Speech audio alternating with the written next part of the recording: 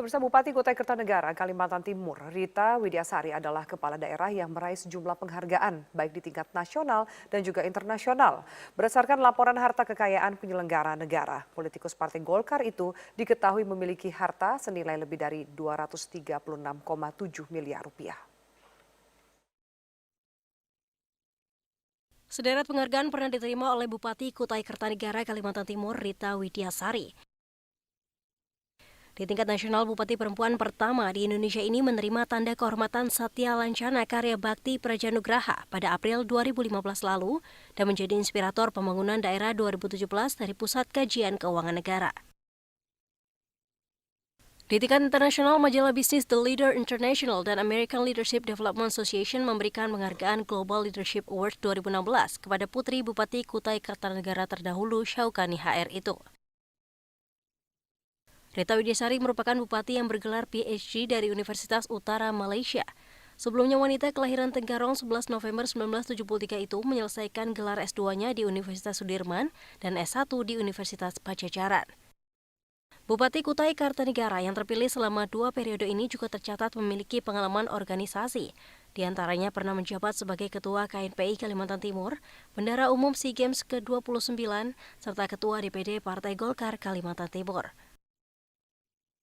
Berdasarkan situs acchkpk.go.id, Rita Widyasari terakhir melaporkan kekayaannya pada 29 Juni 2015 dengan total kekayaan sebesar 236,7 miliar rupiah dan 138,412 dolar. Harta itu terdiri dari harta bergerak senilai 12 miliar rupiah yang terdiri dari 54 aset tanah dan bangunan di berbagai daerah, kemudian harta tidak bergerak sebesar 2,8 miliar rupiah berupa mobil dan motor serta aset lain, seperti kebun kelapa sawit senilai 9,5 miliar rupiah, tambang batubara sebesar 200 miliar rupiah, dan juga logam serta batu mulia senilai 5,6 miliar rupiah. Harta kekayaan Rita Widyasari ini terhitung melonjak 4 kali lipat sejak 23 Juni 2011, yakni sebanyak 25,8 miliar rupiah dan 138,412 dolar Amerika. Tim Liputan, Metro TV. Sebelumnya penyidik KPK juga telah menyita 4 mobil mewah milik Bupati Kutai Kertanegara, Rita Widyasari. Mobil disita setelah penyidik KPK menggeledah kantor Bupati.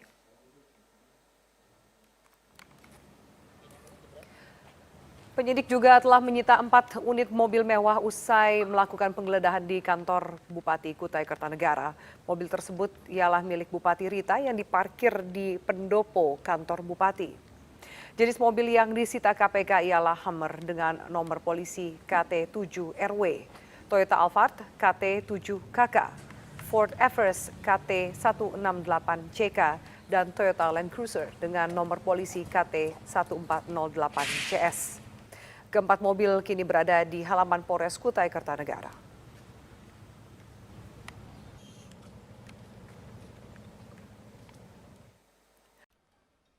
Selamat malam pemirsa, inilah headline news pukul 23 waktu Indonesia Barat.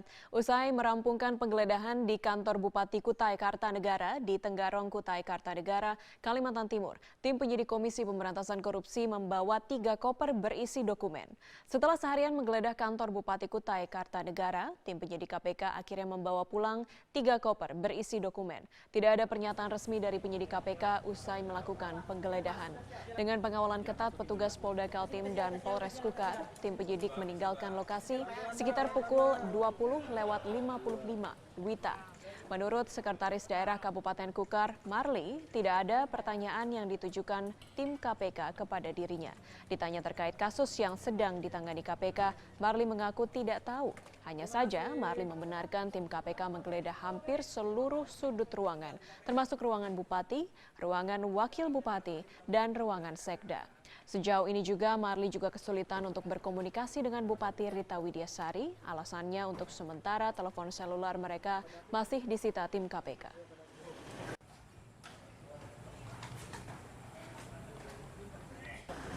Nanti aja lah kalau itu.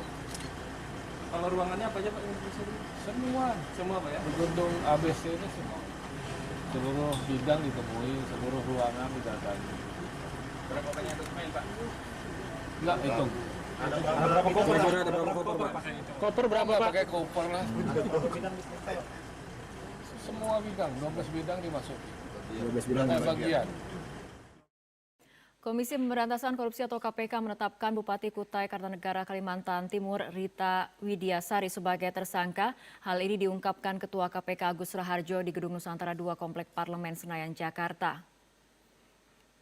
KPK menetapkan Bupati Kutai Kartanegara Kalimantan Timur Rita Widiasari sebagai tersangka. Berbeda dengan beberapa kepala daerah sebelumnya yang terjaring operasi tangkap tangan, penetapan tersangka Rita Widiasari dilakukan melalui pengembangan penyidikan yang dilakukan oleh KPK. Menurut Agus Raharjo, KPK siang tadi telah menggeledah rumah dinas Bupati dan saat ini tengah melakukan penggeledahan di kantor Bupati Kutai Kartanegara.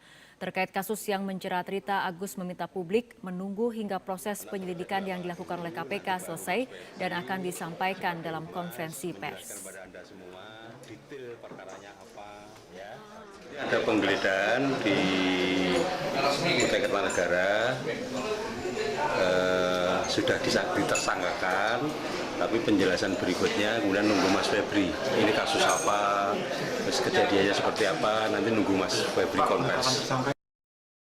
Pengadilan Tindak Pidana Korupsi Jakarta menggelar sidang putusan untuk Bupati Buton nonaktif Samsu Umar atas kasus suap Hakim Mahkamah Konstitusi Akil Mukhtar. Selain itu, Pengadilan Tipikor juga menggelar sidang pemeriksaan saksi untuk kasus suap BPK oleh Kementerian Desa PDTT. Informasi selengkapnya akan disampaikan Trianisha langsung dari Gedung Pengadilan Tipikor Jakarta. Nisha, apakah sidang putusan untuk Bupati Buton nonaktif sudah dimulai? Ya, sore ini Ani, sidang putusan untuk Bupati Buton nonaktif Samsu Umar baru saja dimulai. Saat ini Majelis Hakim tengah membacakan pertimbangan untuk menjatuhkan vonis ataupun putusan untuk Bupati Buton nonaktif Samsu Umar. Diketahui bahwa Samsu Umar ini adalah terdakwa dalam kasus suap Hakim Mahkamah Konstitusi Akil Mukhtar. Samsu sebelumnya dituntut 5 tahun penjara oleh Jaksa Penuntut Umum Komisi Pemberantasan Korupsi, dan Samsu ini juga dituntut membayar denda sebesar 150 juta rupiah subsidiar 3 bulan kurungan. Dalam pertimbangannya, jaksa menilai perbuatan Samsu tidak mendukung program pemerintah yang bersih dari korupsi, kolusi, dan nepotisme. Samsu juga tidak mengakui secara terus terang mengenai perbuatannya, dan Samsu juga tidak menyesali perbuatannya dan pernah dihukum karena melanggar tindak pidana pemilu. Samsu Umar ini didakwa menyuap Hakim Konstitusi Akil Mukhtar sebesar 1 miliar dalam gugatan sengketa pilkada untuk mempengaruhi putusan akhir perkara MK tentang perkara perselisihan hasil pemilihan umum kepala daerah dan wakil kepala daerah di Kabupaten Buton tahun 2011. Dan kemarin meski berstatus sebagai terdakwa, Samsu Umar juga tetap terpilih sebagai Bupati Buton. Samsu ini berhasil unggul melawan Kota Kosong dalam pelaksanaan Pilkada serentak 2017.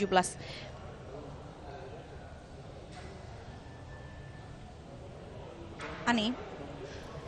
Nisa, lalu bagaimana lanjutan sidang pemeriksaan saksi kasus suap auditor BPK oleh Kemendes PDTT? Ya, hari ini kembali dilanjutkan sidang pemeriksaan saksi untuk suap auditor Badan Pemeriksa Keuangan oleh Kementerian Desa PDTT, dan hari ini Jaksa Penuntut Umum pada KPK menghadirkan anggota 7 Badan Pemeriksa Keuangan yaitu Edi Mulyadi Supardi sebagai saksi dalam lanjutan sidang ini, dan Edi dihadirkan sebagai saksi untuk 2 orang terdakwa yaitu mantan pejabat Kemendes Sugito dan Jarod Budi Prabowo yang diduga menyuap 2 auditor BPK untuk mendapatkan opini wajar tanpa pengecualian untuk Kemendes. Dan dalam pemeriksaan saksi tadi yang menjadi fokusnya salah satunya adalah Edi dimintai keterangan terkait bagaimana mekanisme pemberian opini wajar tanpa pengecualian untuk laporan keuangan Kemendes tahun 2016, dan juga ditanya mengenai apakah Edi pernah bertemu dengan Menteri Desa PDTT Eko Putro Sanjoyo, dan tadi ia mengakui pernah bertemu sebanyak 3 kali, namun dalam pertemuannya ini tidak membicarakan mengenai pemberian opini wajar tanpa pengecualian untuk laporan keuangan Kemendes PDTT tahun 2016. Dan sidang ini diskor sementara waktu. Nanti setelah vonis untuk Bupati Buton nonaktif akan kembali dilanjutkan dengan memeriksa Ali Sadli, salah satu auditor BPK yang diduga juga menerima suap dari Kemendes PDTT. Untuk sementara demikian, Ani. Terima kasih banyak atas laporan Anda. Trianisha melaporkan langsung dari Pengadilan Negeri Tipikor, Jakarta.